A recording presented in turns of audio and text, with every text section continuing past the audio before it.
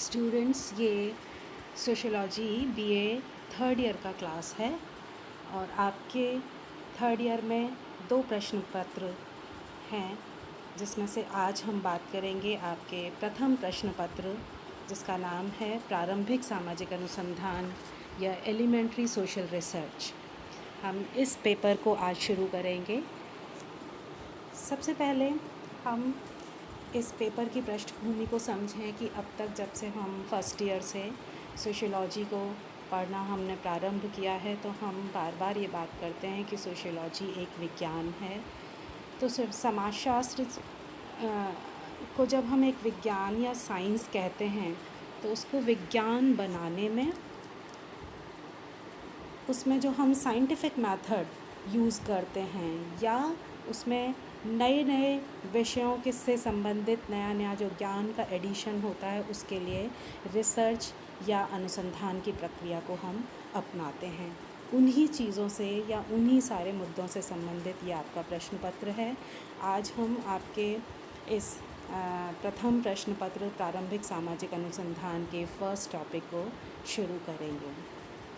आज का हमारा टॉपिक है सामाजिक अनुसंधान और उससे संबंधित हम प्राथमिक परिचय की बात करेंगे, जिसमें हम उसका अर्थ यानी सामाजिक अनुसंधान शब्द, उसकी परिभाषा और प्रमुख रूप से सामाजिक अनुसंधान की विशेषताओं की बात करेंगे। सबसे पहले हम बात करेंगे सामाजिक अनुसंधान शब्द की, उसमें भी हम बात करेंगे अनुसंधान शब्द की। तो अनुसंधान जो शब्द है, उसके लिए एक और शब्द शोध प्रचलित है या अंग्रेज़ी में उसको रिसर्च कहा जाता है। तो सबसे पहले केवल अंग्रेज़ी का जो रिसर्च शब्द है, अनुसंधान का ही ट्रांसलेशन है रिसर्च, ये शब्द कैसे बना है? तो ये 2 शब्दों से बना है, री प्लस सर्च। अगर इन 2 अलग अलग शब्दों के अलग अर्थ की हम बात करें, तो री का अर्थ है पुनः या बार बार, और सर्च का अर्थ है खोजना, ढूंढना। तो रिसर्च का मतलब है पुनः पुनः खोजना, अर्थात जब हम किसी विषय के बारे में या किसी एक घटना के बारे में बार बार खोजें या घटना के बारे में यथार्थ ज्ञान या वास्तविक ज्ञान को खोजने की प्रक्रिया जब हम करते हैं, तो उसको अनुसंधान या शोध अंग्रेज़ी में रिसर्च कहा जाता है। अब रिसर्च शब्द के साथ यदि हम एक और शब्द जोड़ दें, सोशल रिसर्च, जिसको हिंदी में हम कहते हैं सामाजिक अनुसंधान या शोध, तो इसका अर्थ है कि रिसर्च की जो प्रक्रिया है वो हर विषय या हर विज्ञान अपने अपने तरीके से अपनाता है। जब हम समाजशास्त्र के संदर्भ में सामाजिक अनुसंधान की बात करते हैं, तो इसका मतलब है कि जब सामाजिक घटनाओं में हम पुनः पुनः तथ्यों को खोजें और यथार्थ ज्ञान प्राप्त करने की कोशिश करें, तो उसको सामाजिक अनुसंधान कहते हैं। अर्थात जो रिसर्च की प्रक्रिया है, ये नॉन स्टॉप है किसी भी विषय या विज्ञान में। इसका क्या मतलब है कि कोई भी ज्ञान जो हमको किसी एक घटना या प्रघटना के बारे में प्राप्त हो जाए, वो अंतिम नहीं होता है। कोई भी विज्ञान ग्रोथ या अपने आप को विकसित तब करता है जब हम प्राप्त ज्ञान के बारे में उसका प्रमाणीकरण करते रहें, कि बार बार उसको खोजते रहें कि जो हमको अब तक ज्ञान प्राप्त है वो सही है या उसमें कुछ परिवर्तन है, या कोई ऐसा विषय है जिसके बारे में हमको कोई ज्ञान ही नहीं है किसी घटना के बारे में, उस ज्ञान को खोजना, या जो हमको ज्ञान प्राप्त है उसको टेस्ट करना, परीक्षण करना शोध कहलाता है।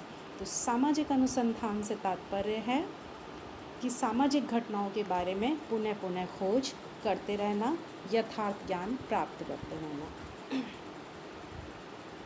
जब सामाजिक अनुसंधान को परिभाषित करने की बात आती है, तो अनेक वैज्ञानिकों ने उसको परिभाषित किया है।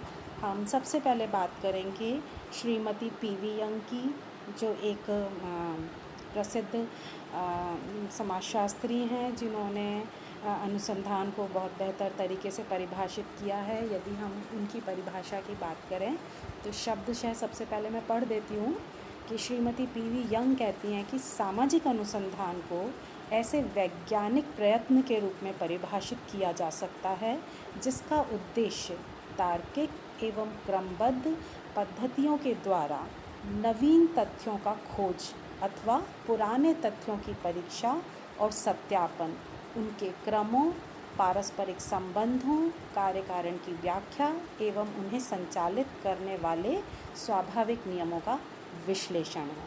अर्थात पीवी यंग कहती हैं कि सोशल रिसर्च क्या है, सामाजिक शोध या अनुसंधान क्या है? एक वैज्ञानिक प्रयत्न है। वैज्ञानिक प्रयत्न का मतलब है, हम पूर्व में फर्स्ट ईयर में पढ़ चुके हैं, अभी फिर आगे आने वाले चैप्टर्स में हम पढ़ेंगे। वैज्ञानिक प्रयत्न यानी एक तार्किक, व्यवस्थित और प्रामाणिक एक पद्धति के द्वारा किया गया अध्ययन है। तो सामाजिक अनुसंधान वैज्ञानिक तरीके से किया जाएगा। दूसरी बात, किस उद्देश्य से किया जाएगा? तार्किक उद्देश्यों के साथ किया जाएगा कि हम क्यों क्या कर रहे हैं और उससे हमको प्राप्त क्या होगा। क्रमबद्ध पद्धतियों के द्वारा किया जाएगा। एक व्यवस्थित स्टेप बाय स्टेप प्रोसेस है जिसमें आप किसी भी चरण को आगे पीछे नहीं कर सकते हैं। जो कार्य पहले होगा वो पहले ही होगा, और इस तरह से एक क्रमबद्ध सिस्टमैटिक हम पद्धति को या मेथड को रिसर्च में अपनाते हैं। फिर इस तार्किक और क्रमबद्ध पद्धति के द्वारा हम क्या प्राप्त करेंगे? नवीन तथ्य, यानी नई खोज, कोई नया ज्ञान जो हमें पूर्व में उस घटना के बारे में नहीं था जिसके बारे में हम रिसर्च कर रहे हैं। या पुराने तथ्यों की परीक्षा, कि पुराने तथ्यों से मतलब है फैक्ट, कोई पहले से हमारे पास प्रामाणिक ज्ञान है, तो वो प्रामाणिक ज्ञान सत्य है, सही है या नहीं है आज के तारीख में, तो उसकी परीक्षा करना अनुसंधान का उद्देश्य है। और तीसरी चीज़, सत्यापन करना कि जो ज्ञान हमने अब तक प्राप्त किया है या रिसर्च से अब तक जो भी हमें किसी विशिष्ट प्रघटना के बारे में ज्ञान प्राप्त है वो सही है या नहीं है।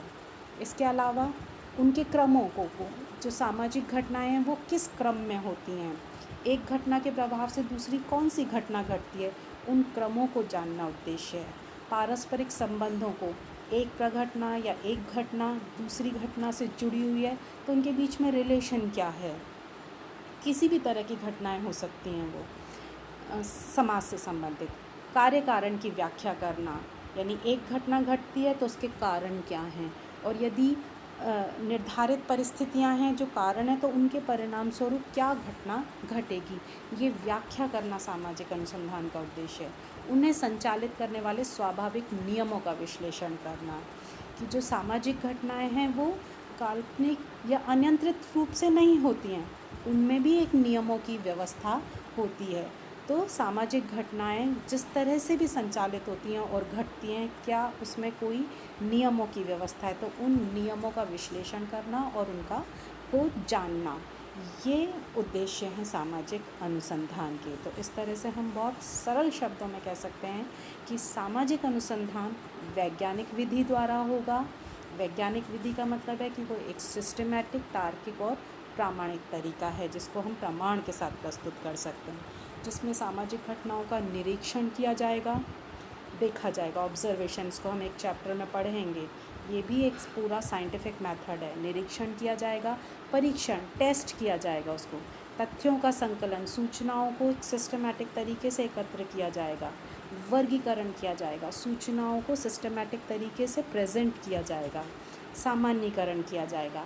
यानी अंत में जब हम किसी एक विषय पर रिसर्च कर लेंगे तो उसके निष्कर्षों को एक सिद्धांत के रूप में, एक नियम के रूप में हम तार्किक रूप से प्रस्तुत कर देंगे। तो कुल मिलाकर यह एक सिस्टमैटिक साइंटिफिक मेथड है जो पूरे प्रमाण के साथ किया जाता है। फिर अगली बात है सामाजिक अनुसंधान की विशेषताओं की।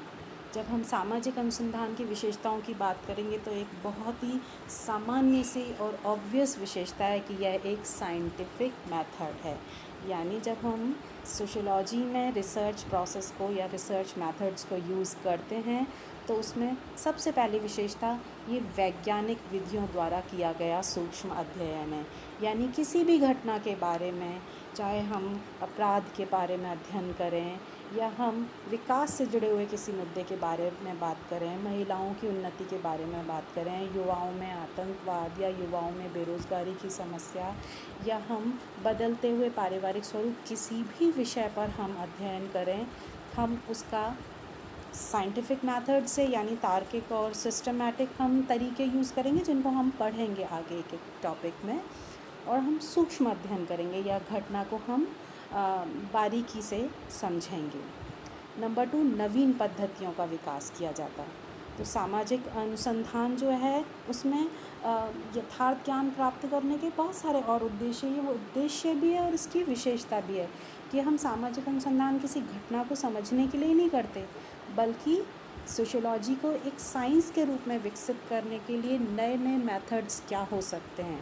हम पूर्व में अब तक बात कर चुके हैं कि सोशियोलॉजी एक नया विज्ञान है जो अभी भी विकसित हो रहा है, तो उसमें नए नए मेथड्स, बदलती हुई परिस्थितियों के साथ हमको ज़रूरत होती है यथार्थ ज्ञान प्राप्त करने के लिए। तो सोशियोलॉजी में जब रिसर्च किया जाता है तो वो नवीन पद्धतियों के विकास के लिए भी किया जाता है, जिससे हम और बेहतर रिसर्च कर सकते हैं।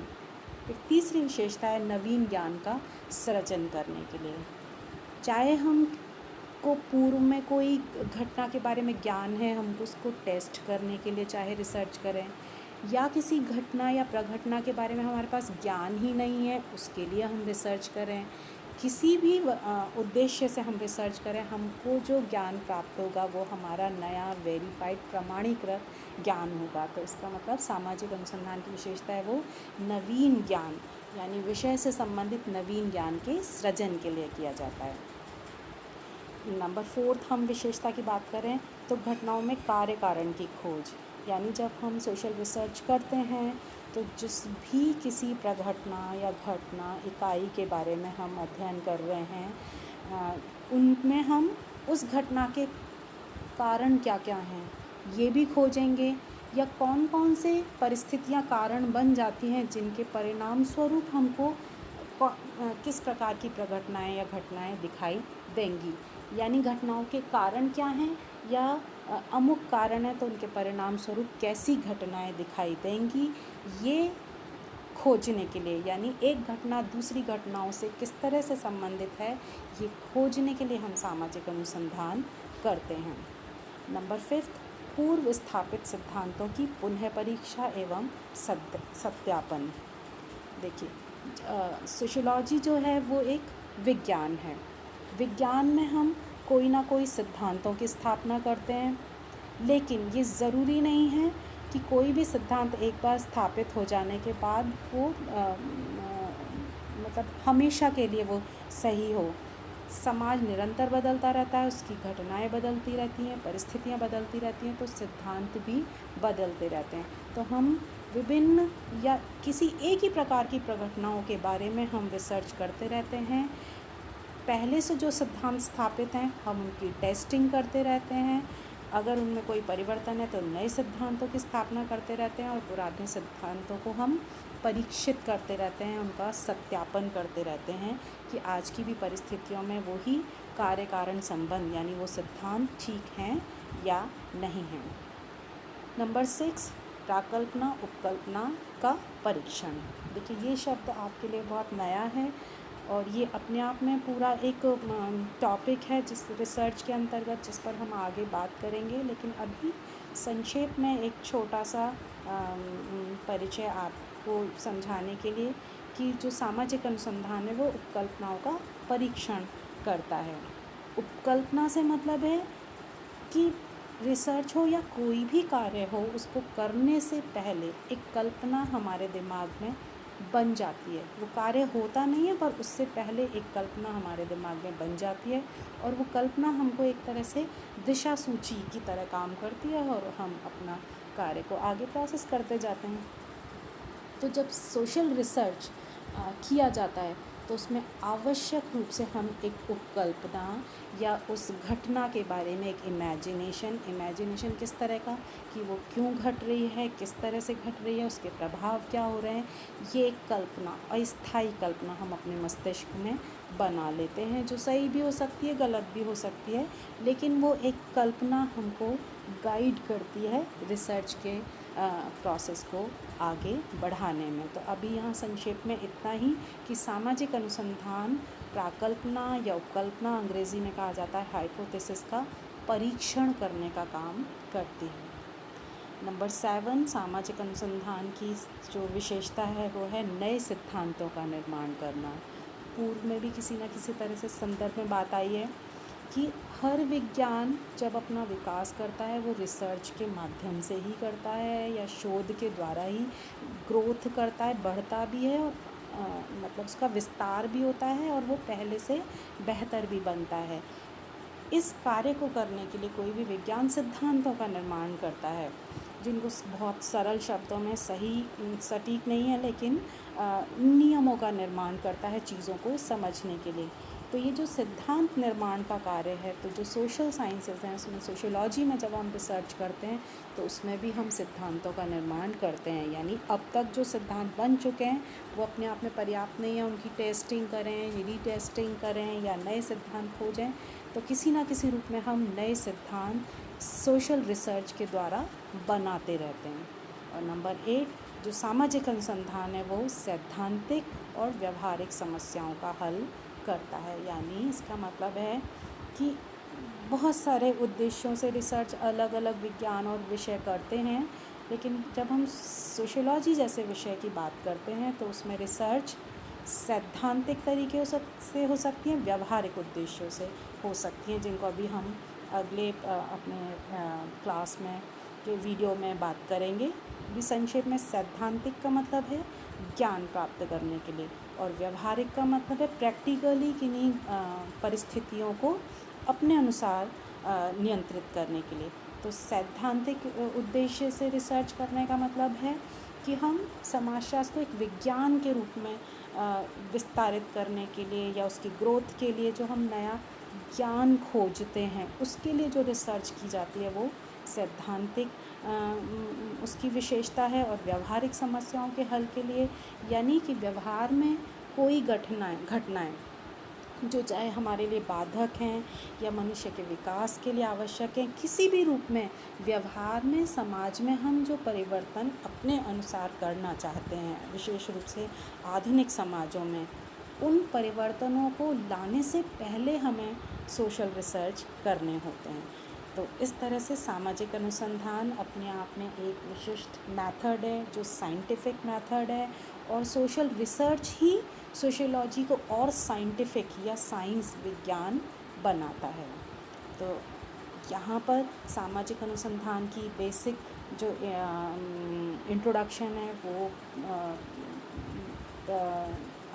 समाप्त होता है और इसी टॉपिक को हम आगे बढ़ाते हुए सामाजिक अनुसंधान की प्रकृति, उद्देश्य, विषय क्षेत्र आदि के बारे में अपने अगले वीडियो में की क्लास में बात करेंगे। Thank you.